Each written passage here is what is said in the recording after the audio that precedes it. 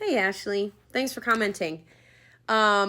Yes. Okay. I'm not trying to gaslight you all into thinking it's not important to learn or it's not a skill to be developed or that it doesn't come in handy sometimes or it isn't a cool trick. Sorry, I have a cat walking on the piano here.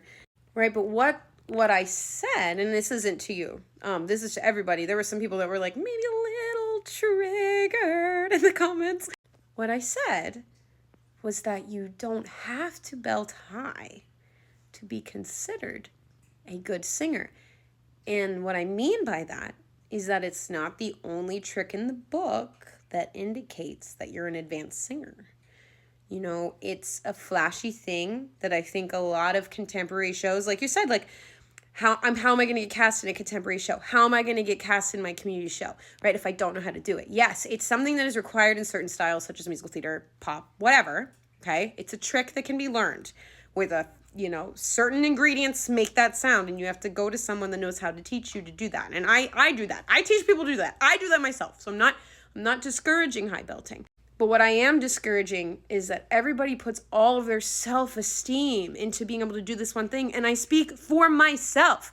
I, for years, was like, well, if I don't sound like Idina Menzel, I'm trash. And what happens, and happens to me, it happens to a lot of people, is that I completely overlooked all of these amazing qualities that my instrument does do naturally, and I just got to be so hard on myself and started hating my voice. What I'm encouraging people to do is that while they're in the process of learning a trick, that let's just look at it that way. It's a trick, okay? It's not everything there is to singing. It's just not. And the more I'm trying to teach people to appreciate their gifts, even if they don't quite have the coordination yet to belt the contemporary show and get a lead, but that they still have the confidence and the self-esteem in themselves and the passion in themselves and in their heart for music and singing, that their voice is worth something, even if it doesn't naturally do this one thing right away. I also don't want to discourage you from not thinking that you can't learn, because you absolutely can.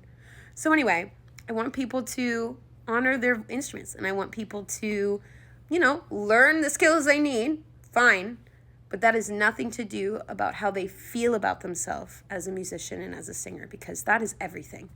That can hit your heart. Okay, so that's what I'm saying. Everybody, enjoy your voice. And yes, if you want to learn to belt, you can learn to belt.